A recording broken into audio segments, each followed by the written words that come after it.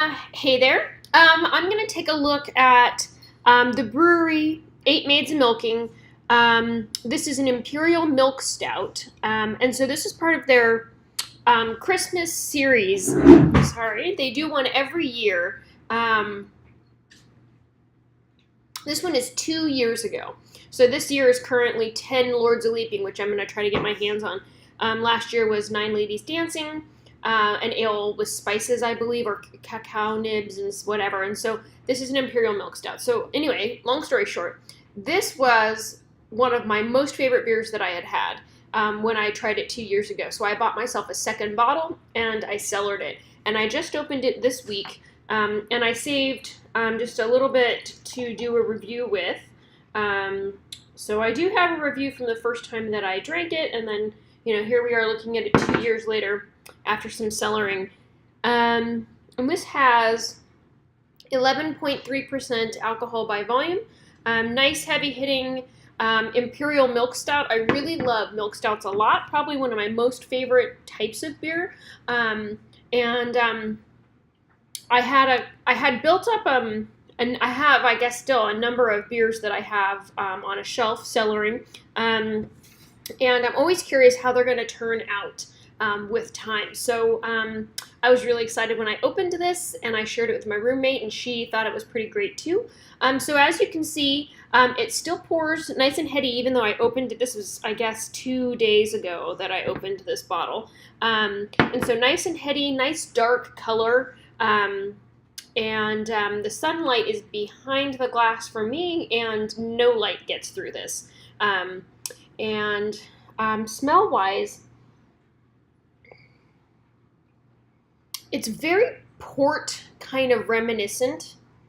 Almost at the same time smells like olives to me, which seems really strange, but that's the impression I get right now. So there's a little bit of like a woodiness going on here. A little bit of booziness. That's kind of where the port reference comes from. A little bit of sweetness.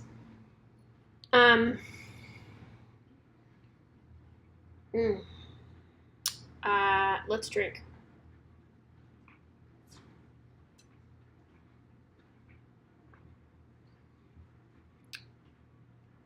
Yeah, another port reference here as I'm drinking.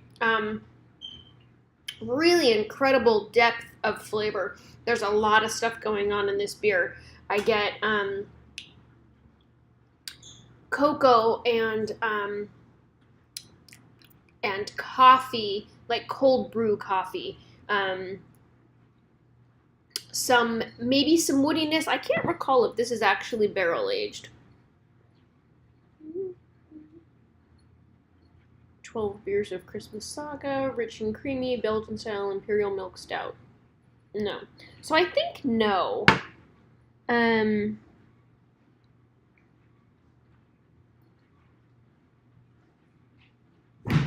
Aging up to 4 years.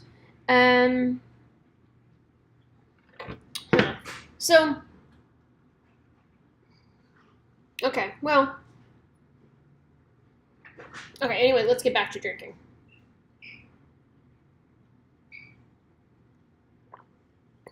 Oftentimes I feel like the Imperial quality of a beer makes it very harsh sometimes, and this is not that way. It's definitely an intense beer, lots of flavor, lots of booze in this, but it's smooth and very drinkable, but also incredibly dark and intense at the same time. So,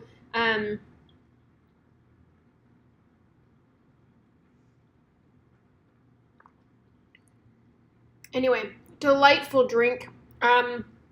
It was great the first time around. Fresh, it's great. Cellared.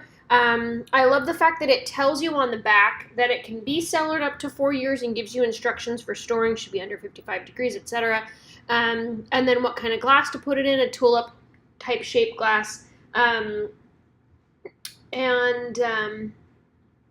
It says that you should pour carefully, leaving the yeast sediment behind, but I actually, this glass was all that I had left, and so I wanted to drink all the last bits. But you can see it does have sediment in the bottle, which is probably best left unpoured. And I may leave it in the bottom of this glass and not drink it. But I was too excited about this beer not to try to drink every last bit. So there you go. A great beer. I hope that you have had it and you can come across it. It still looks like it's listed on the brewery's website as a beer that is available. So potentially you can get your hands on some. I want to say maybe even at Bevmo, but I can't guarantee that. And then you can try 9 Ladies Dancing, and then this year's 10 Lords of Leaping. So look forward to that review. You know, if you've done some cellaring of any of the brewery's 12 Beers of Christmas series, let me know your thoughts on that, because I didn't get an extra bottle of 9 Ladies Dancing, and I'm really sad that I missed you know, years 1, 2, 3, 4, 5, 6, and 7, because the series has been a lot of fun so far. So get your hands on that and give it a try, and let me know your thoughts on it. Thank you so much for watching. Have a good night.